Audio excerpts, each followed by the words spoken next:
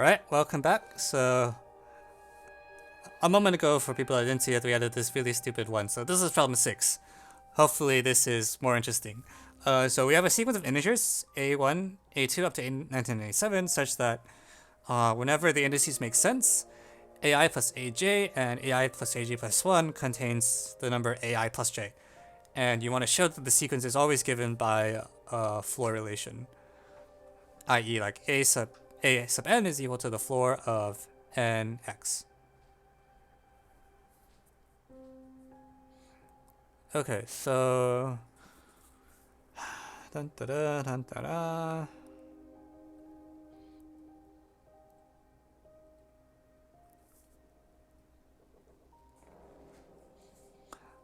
I feel like this is gonna be some fairy thing. That's my first feeling. So rather, it's sort of like for each AI, there is some constraint on x that you get. So let given a sub n, we get a constraint of the form. So we know that nx is less than or equal to an is less than or equal to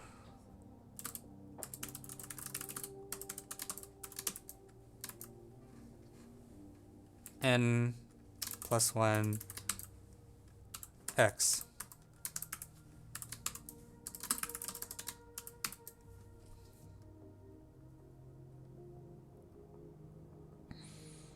And so this is the same as saying x, or no, not nx plus 1. Jesus.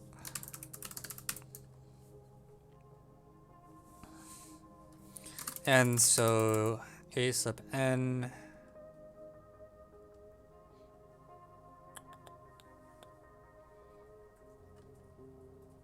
what's the constraint on x? So x is at most an over n and is at least an minus 1 over n. Okay.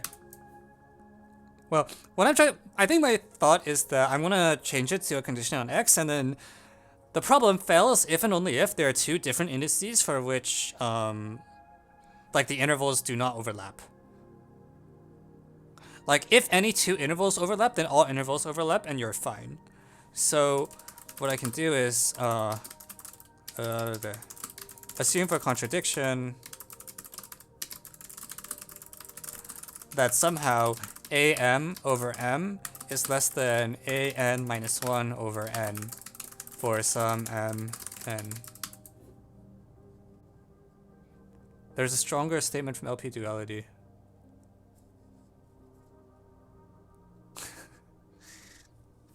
Oh man, what? Well, I feel like this is pretty stringent too, right? Like,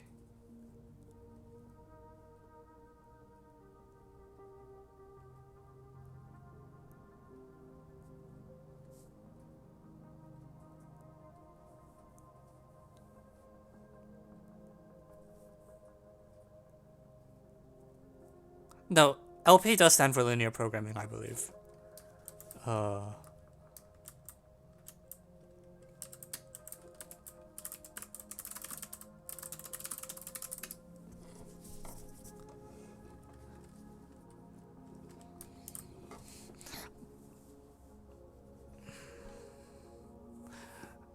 I'm saying that, oh, you should be able to prove these intervals overlap using only linear combinations of the constraint. I see.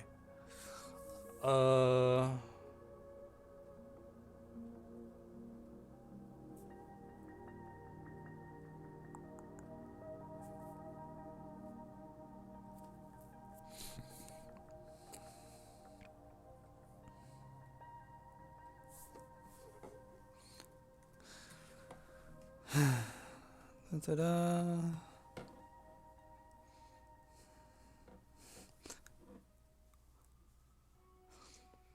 So why can't this happen?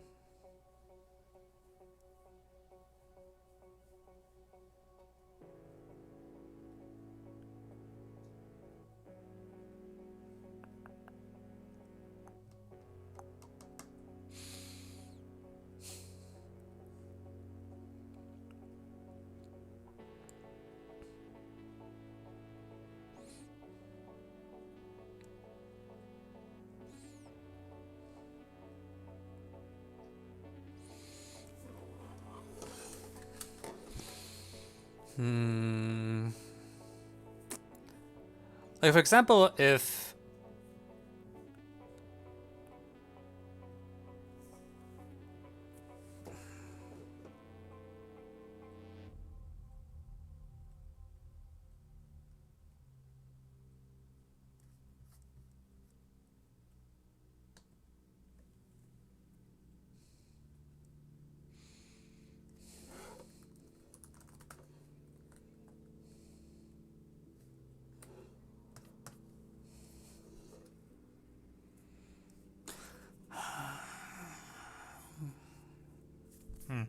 like, okay, I should actually write down, like, for example, at 1 and 2, the condition is like 2a1 is less than a2 is less than 2a1 plus 1. And that condition over there, yeah, it's actually exactly the same. It's like a2 over 2.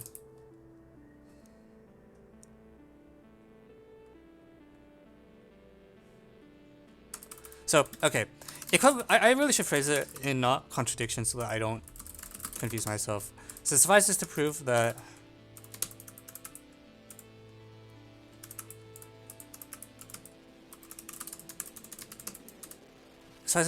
for this is true for all M and N. I think that's a better way to think about it. Alright, so where is the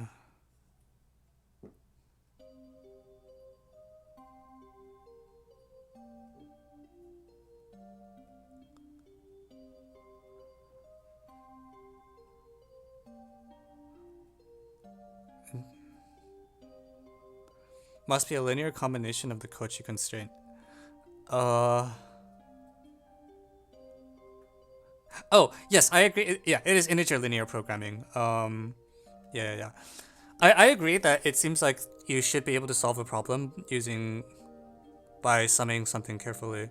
I guess if that's true, then I probably want to clear the fractions, right?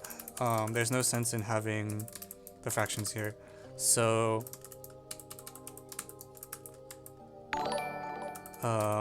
it's like equivalent to m times...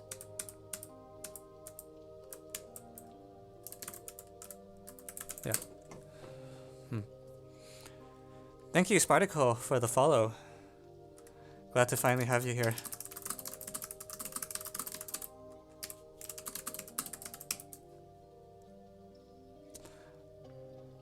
I agree, Sturm. Let's do an example, alright? I feel like at this point, it should just kind of be like recurse. So suppose I have a target mn equals like 513 or something. So what am I trying to add? So A13. So I want A13 on the left and A5 on the right. So what I'd write is like A13, A5 plus A plus 1. And then A8.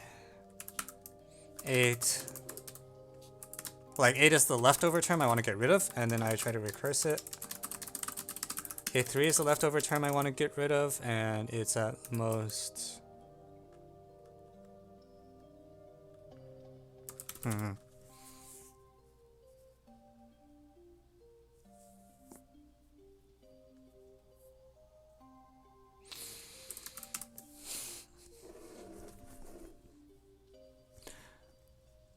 3 is not...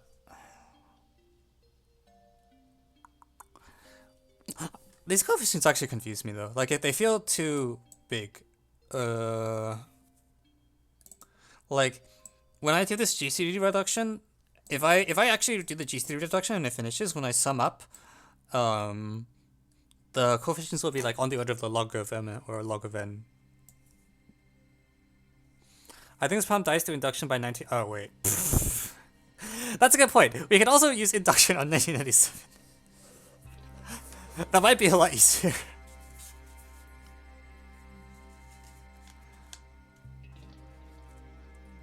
Okay. Actually...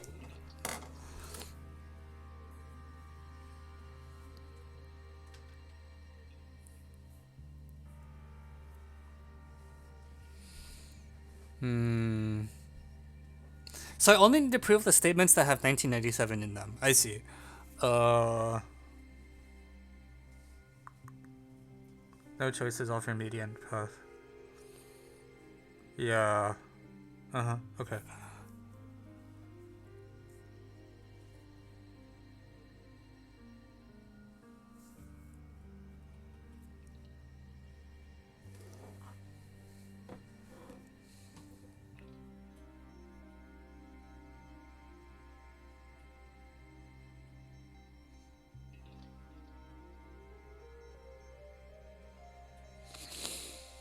Oh man, I never understood this fairy black magic.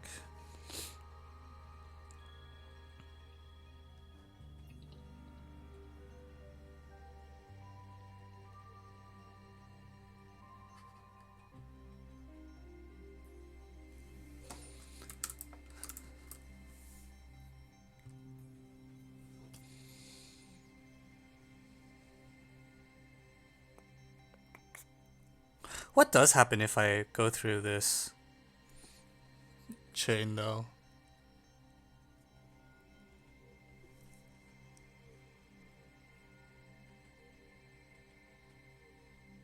Yeah, basically this is fine.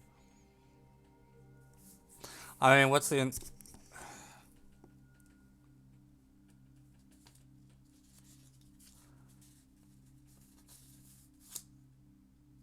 Did I screw up the bound? If I screwed up the bound, that's important to know. No, I didn't. Really? No. Floor of AN equals... Oh, I screwed up the... Okay. Yeah, yep. I messed up. And... Okay, so let's throw... Okay, then I'm throwing this all away. That's unfortunate. Okay, this looks very different now.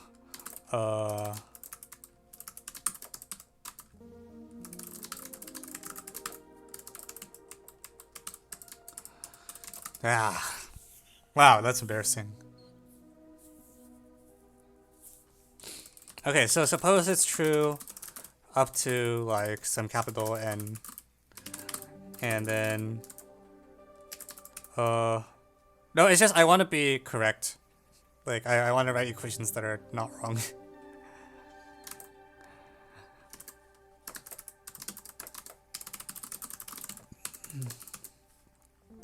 Okay, so we have a1 up to an minus 1 such that max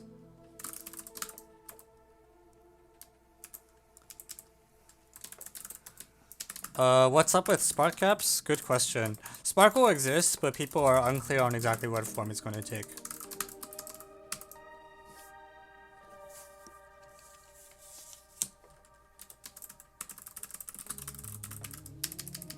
Yeah, I think wait for the announcement. So the inductive hypothesis gives us that thing, and also all the other conditions. And now we have A1987, or A capital N. And let's see.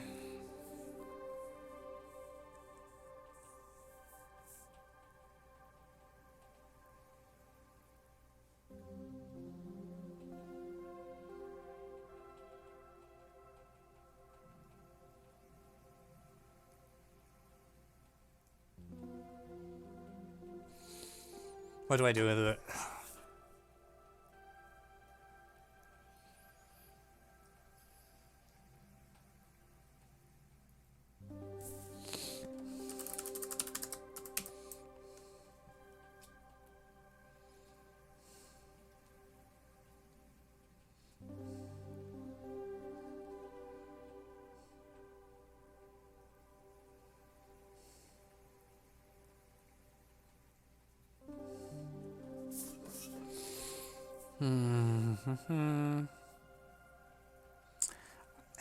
There's definitely something. It's definitely something very like. I just can't tell exactly what.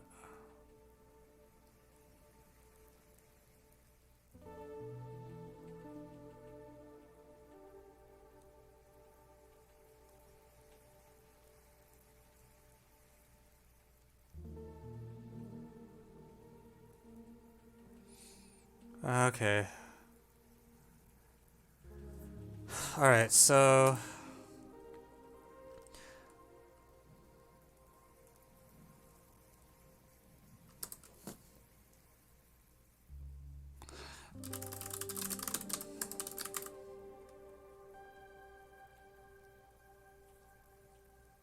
Okay, so in that case, I'm gonna just... I need to strengthen the... Do I need to strengthen IH?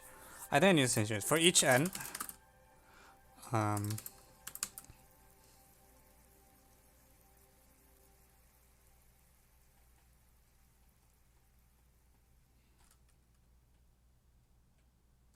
this is fine.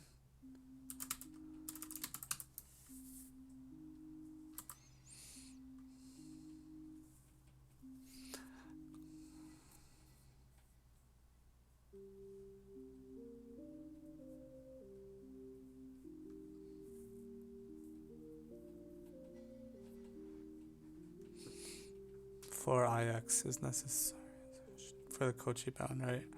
Yes, I agree. Oh, okay. So I don't have to worry about okay, that's a little confusing. Okay, that's fine. So let's suppose okay, we're just gonna take x and real as given. I actually was trying to avoid using the real x, but I guess maybe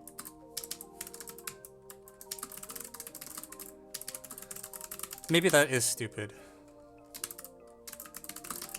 Yeah, I think rather than run away from real numbers, we should embrace them.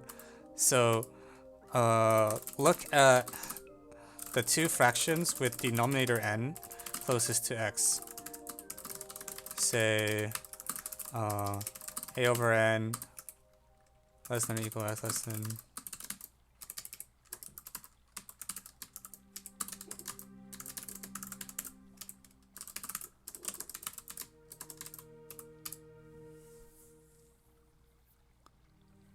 X is an interval in the Farey sequence.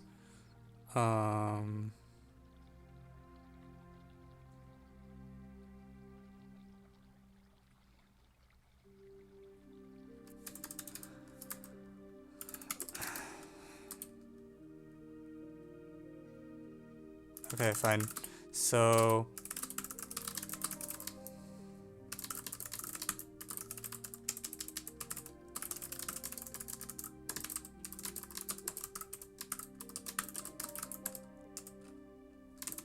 okay, so x is in this closed interval.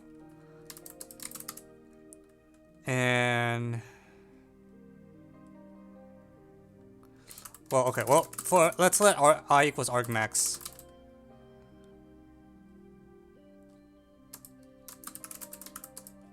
So okay, by a Dewey petition, I will let. I'm gonna not.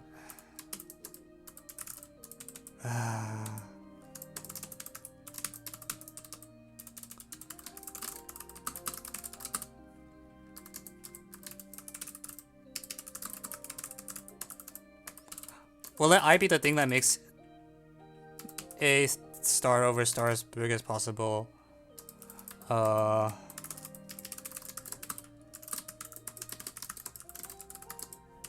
And we'll let J be the argument.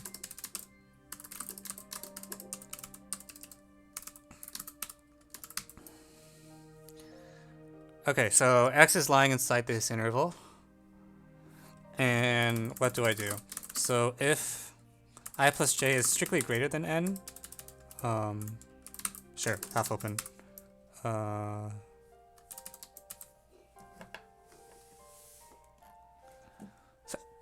So if I plus j is equal to n,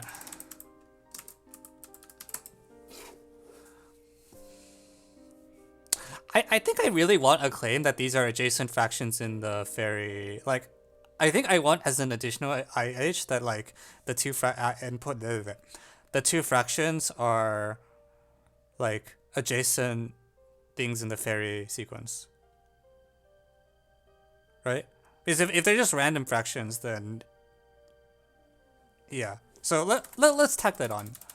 So additional inductive hypothesis is that the two endpoints of the fraction are Farey Yeah, I agree it follows immediately given our current strategy. Our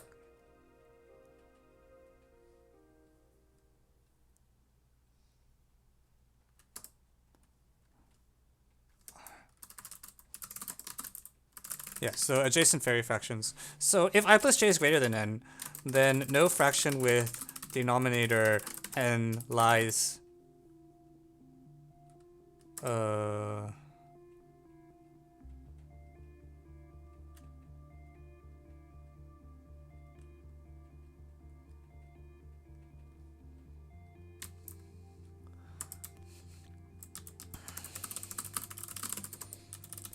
okay, so our plus n is n with n. So I plus j is greater than n, then there's no fraction denominator that lies inside the interval. So using the same real number, using any x in the interval will work. Like it will be the case that yeah.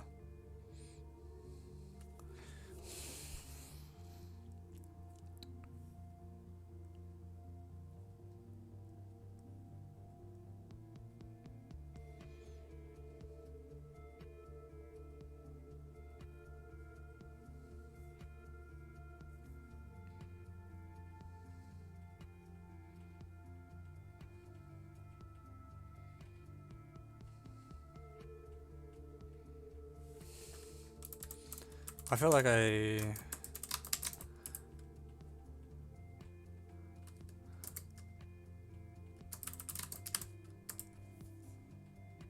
so what do I have to check is the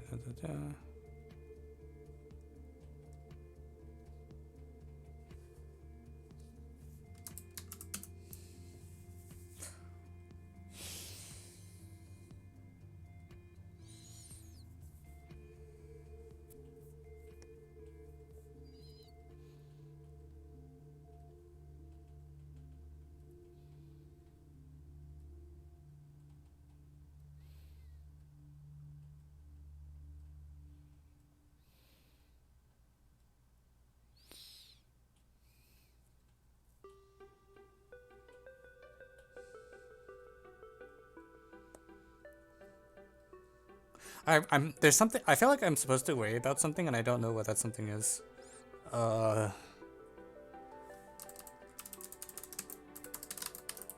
Yeah, so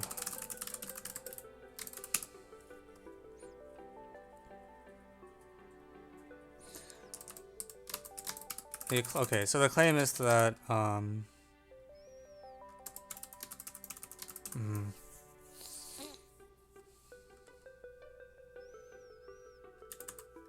so the floor of nx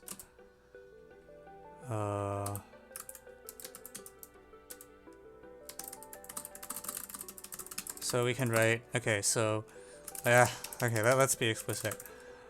B over n, we'll call it B.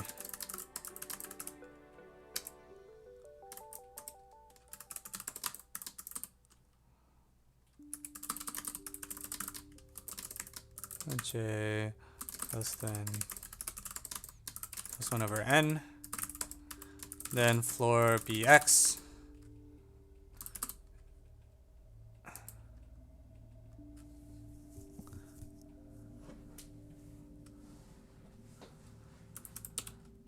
right, okay. So floor of nx is exactly given by b.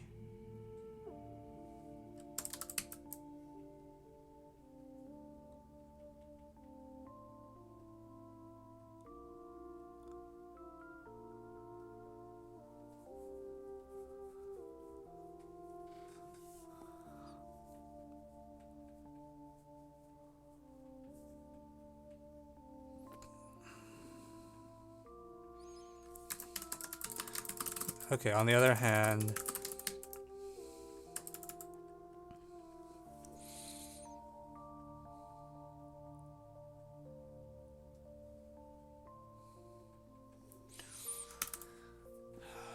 how do I say anything about n?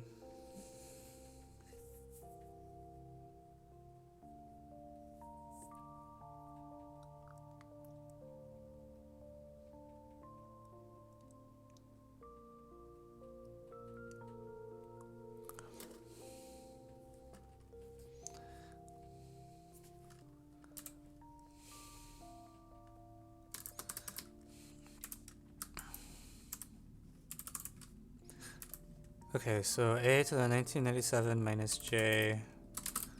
Is it this? So a 19.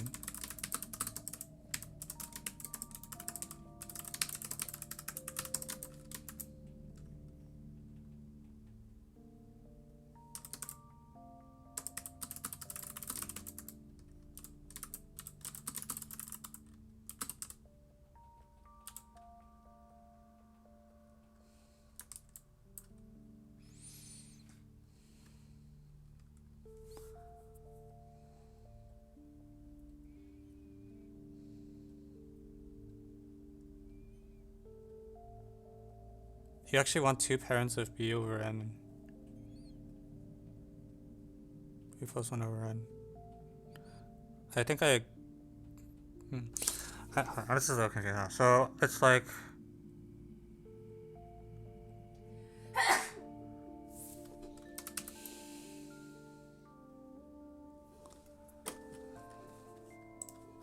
Let me move this so I have a bit more space.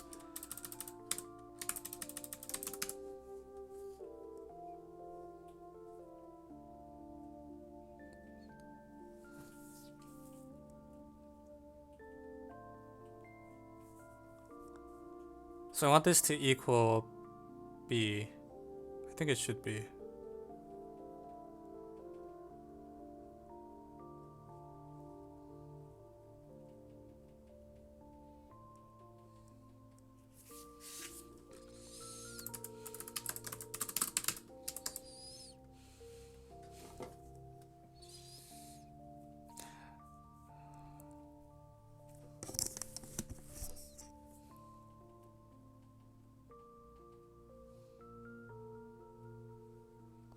Oh, you want a Farey parent of that. Okay.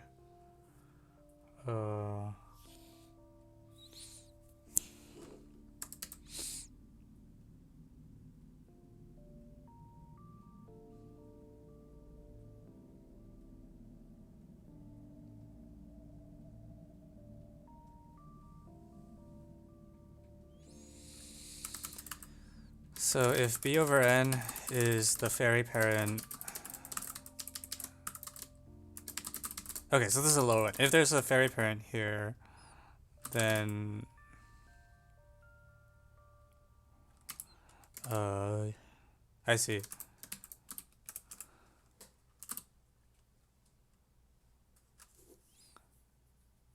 Yeah, I agree we're trying to sandwich a sub n. I think you're right that this is... Okay. Fine.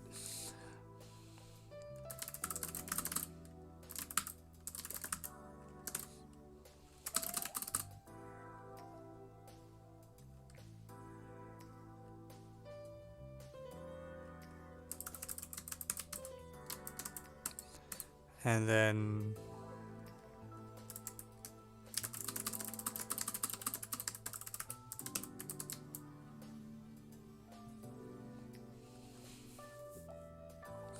Okay, well, let's see. So you take a Farey parent of b over n. And...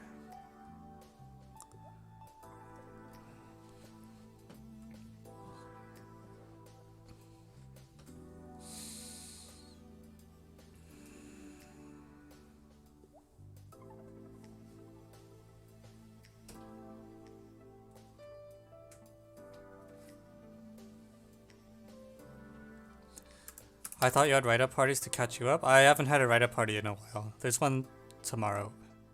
Yeah. Oh, man. One day I will actually know how to do this various stuff, but that day is not today.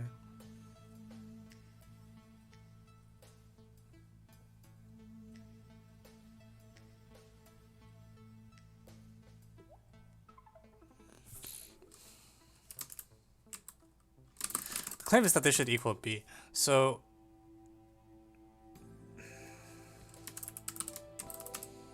What does it mean to...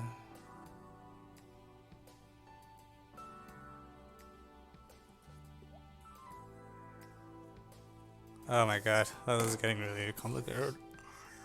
Oh my god.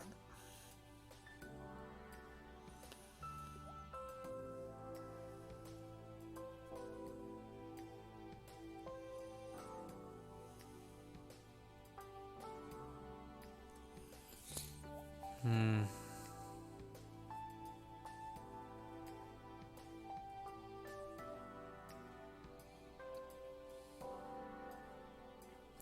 I just I feel unconvinced I'm supposed to look at Farey parents of b over n because of the GCD thing. Like, I think the display works even if b and n are not relatively prime, but the median thing here does not. So I was trying to look at like I and n minus I because I was like that should do it. Um, but apparently not. Does it really not?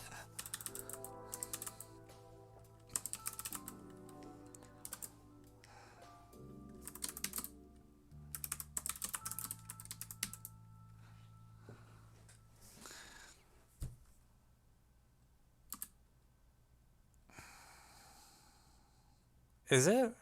Like a sub n minus I is equal to floor of n minus I times x, right?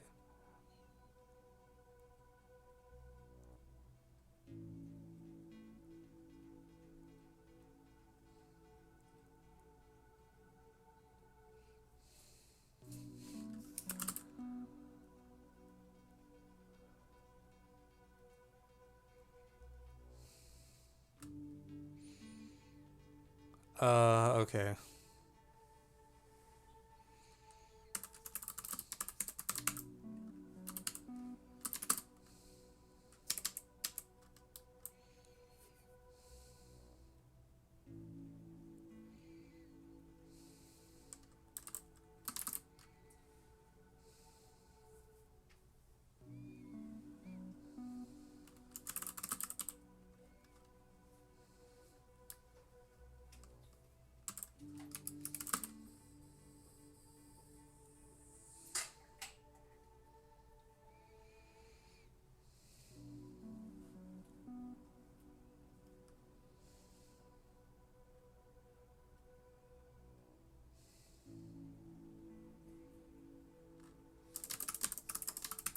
Okay, so I'm not crazy.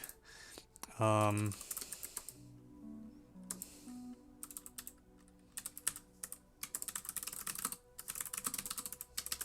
cool. So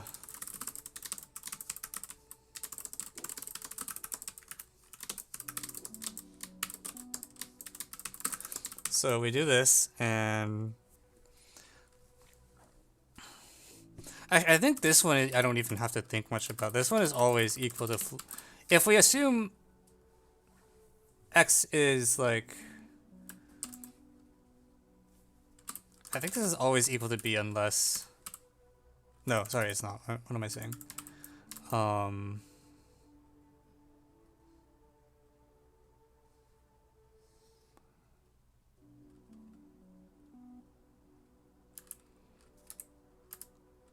So this is like floor nx minus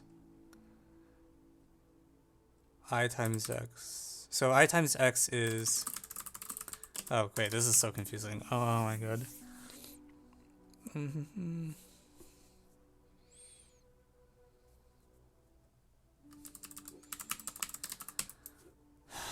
So,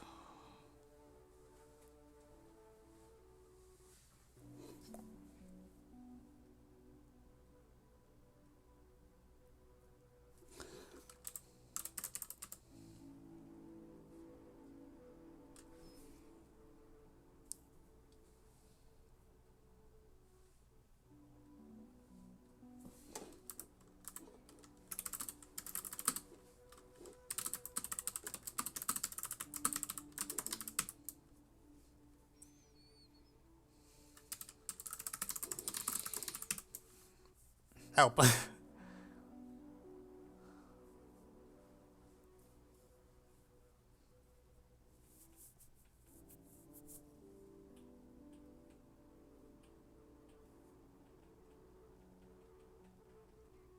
Not bx, just b. Yeah, sorry, it's just b. Because nx is at least b.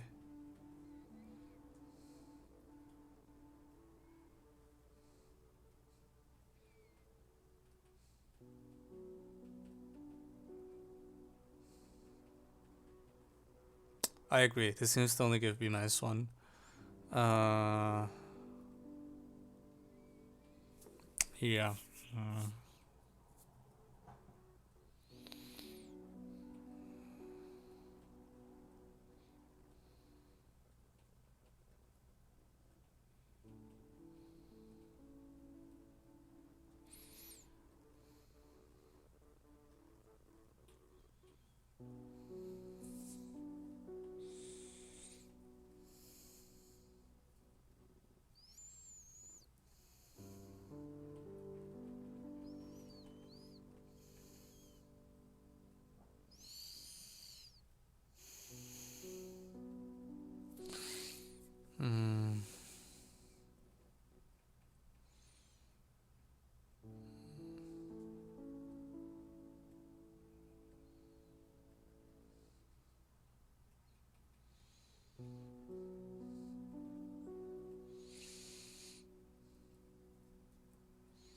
Okay, so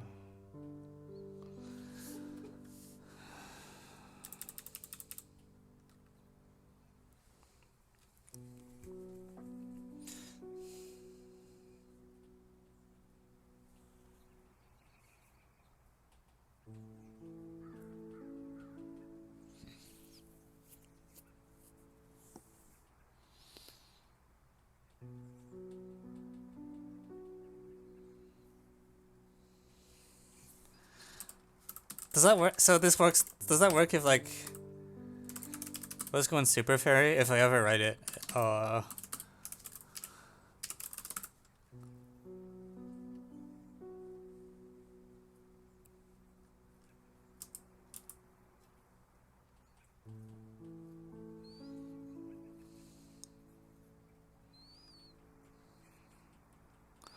Okay.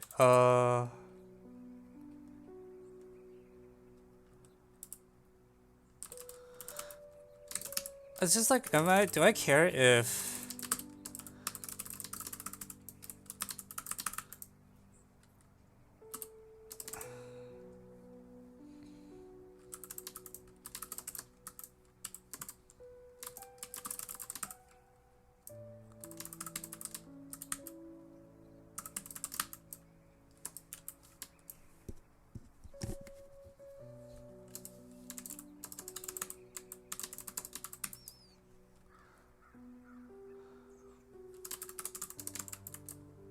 So, does Fairy Theory give me this? Can I say this? Well, so this fraction here is definitely smaller. This one is smaller than this because of...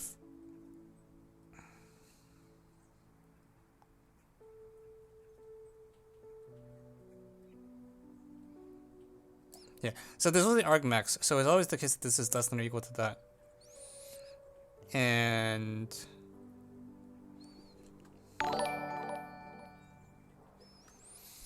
this is not true, is it? Oh, if it's not true, I'm in trouble, because... an minus I. Which is it? N minus AI or B minus AI? N minus I minus epsilon. Wait, what?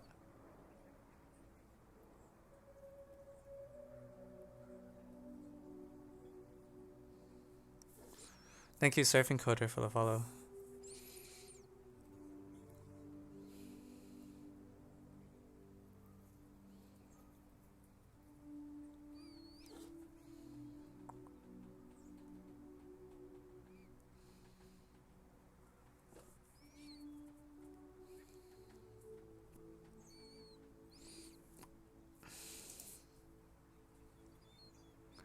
Wait, what is epsilon? Is it like...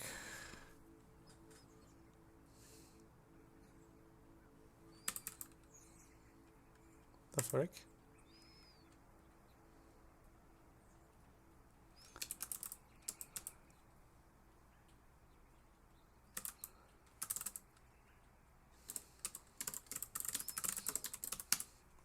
What is epsilon here? Just right... okay. Okay, we'll do that. I'm totally getting burned by this problem. Jesus.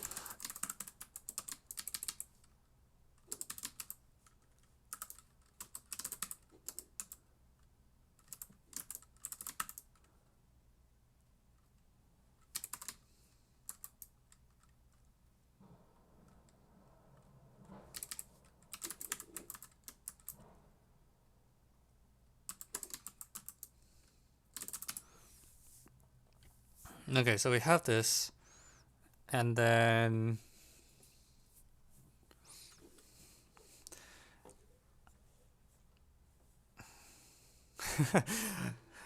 I mean, it works. I'm not an expert in this uh thing either, so I'm also kind of just flailing around.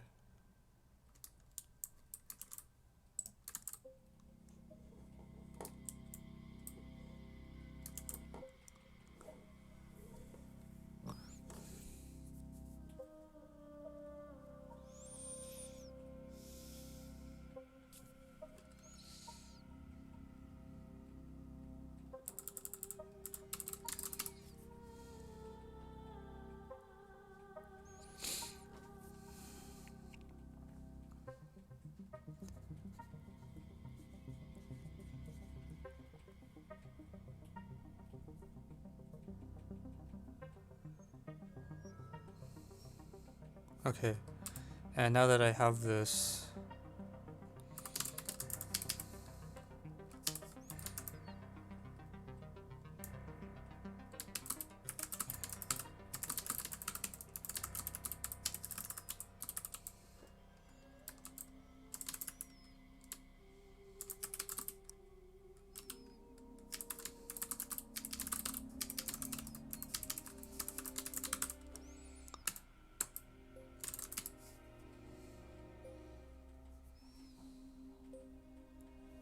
okay, so AI is a n minus I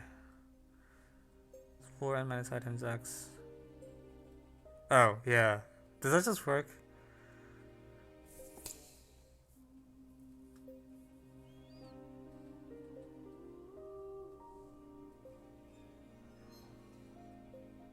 Okay. I'm reminding you. Do drop.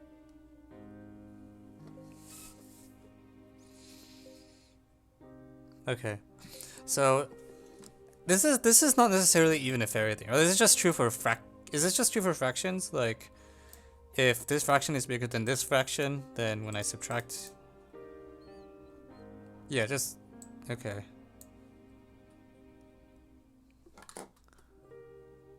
Yeah, so I don't even need to quote Farey for this. This is just true for fractions, period. And the same thing here. Like I can, whenever a fraction is less than another fraction, I can flip it over. So this will witness that a sub n is...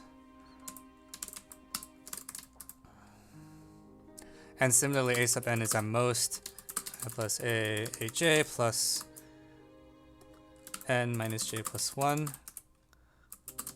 And this is less than or equal to... Okay, so did I actually need to quote Farey results to get this to work? I feel like I didn't actually... Well, okay, I need to quote Farey. You quoted Farey in order to get the fractions with denominator n to lie outside. That's fine. I can quote Farey a little bit.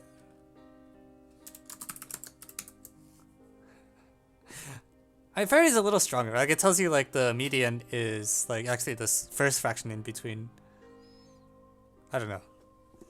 Okay, that's fair.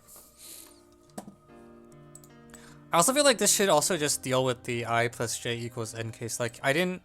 This thing works equally well for I plus j at least n. Is that correct?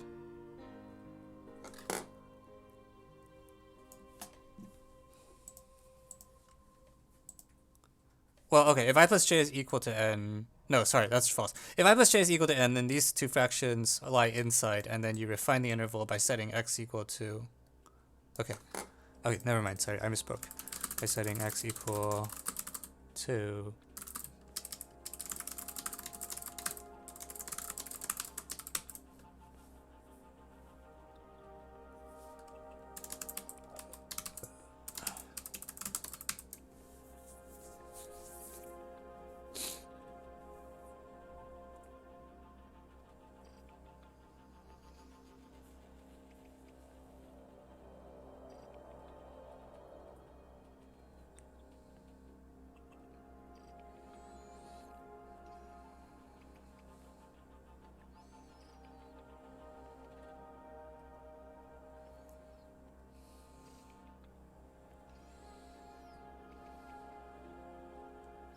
Yeah, and that will be the only fraction inside that interval.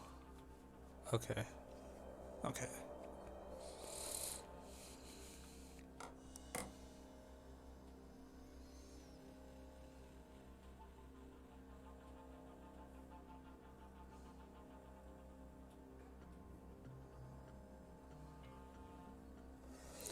So the AN is equal to...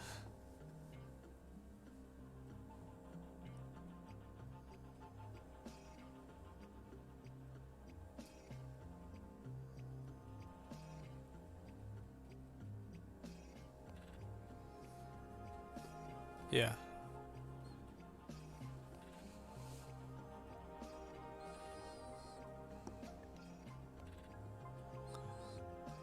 Doesn't refine this one. Doesn't the fairy promise that this is the only fraction that lies inside there?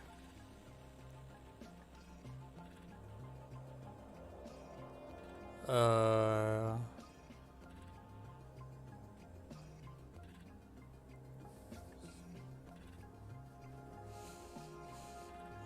Yeah, okay, cool. Okay. Uh...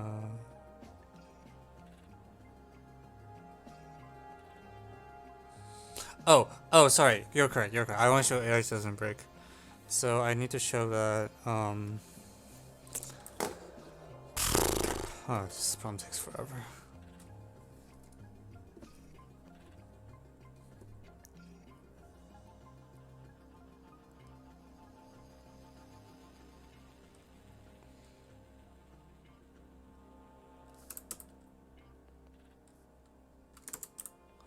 Sex equal... Oh, okay, but... Okay. To...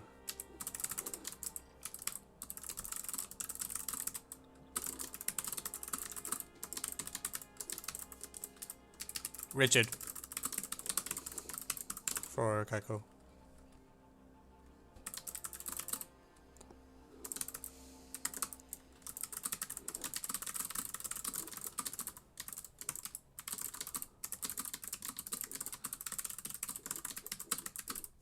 Okay. Yeah, I understand. Yeah. Okay. Oh, jeez, Fairy. Fairy is a subclass of Richard. Alright. Thanks, Eknerwala, for the help. Man, that took... I was dragging myself through the problem. What a mess. Okay, we did it.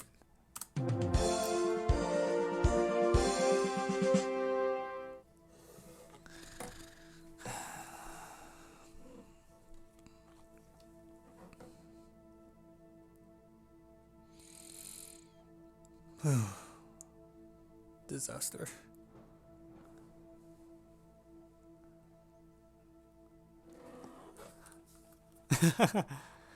From CP%. What Mo's? Same as medium. I feel like the problem... I've said this before. Like, it was it's a kind of problem where I think nothing in the solution is surprising. Like, the solution is what you expect and you have to work with the details. The problems that are the scariest to me are the problems where the solution isn't even along the lines of what you expect. Things like TSTST 2019-3 about cars or something like that.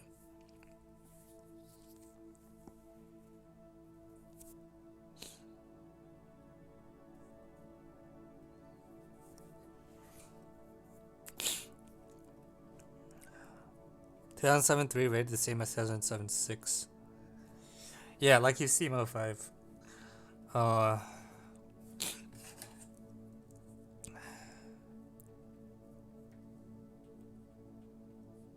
Yeah.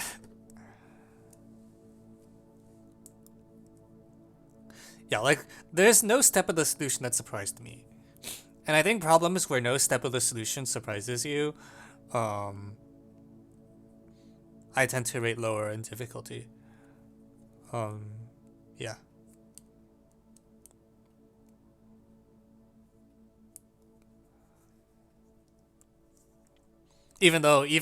Despite that, you also saw me like flail around like heck.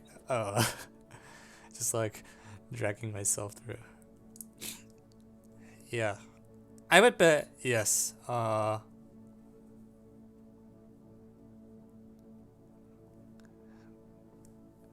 Yeah, like math contests,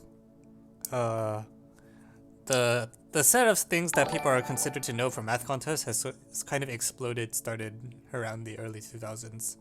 Thank you, AWR, for the follow.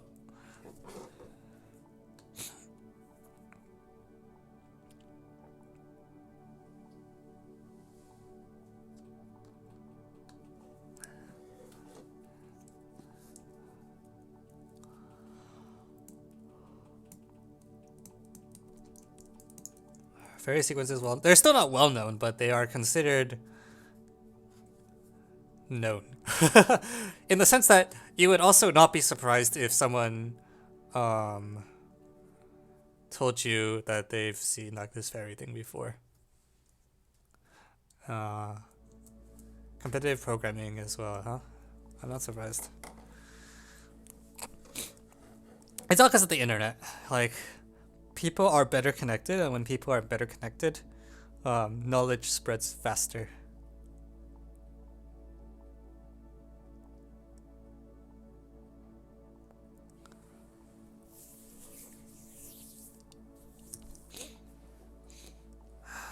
It also depends on what you define as well known. Like, people will, in math contest community, people use well known in two senses. One is well known means that most people who are experienced are expected to know it. The other is that well known is a synonym for has appeared before. It's actually so bad.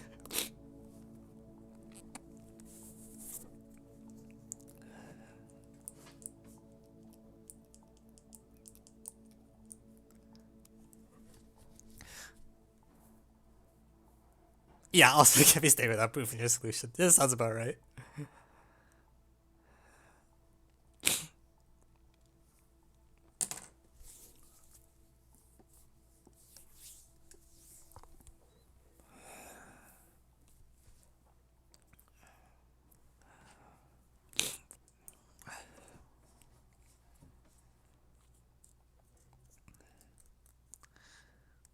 All right.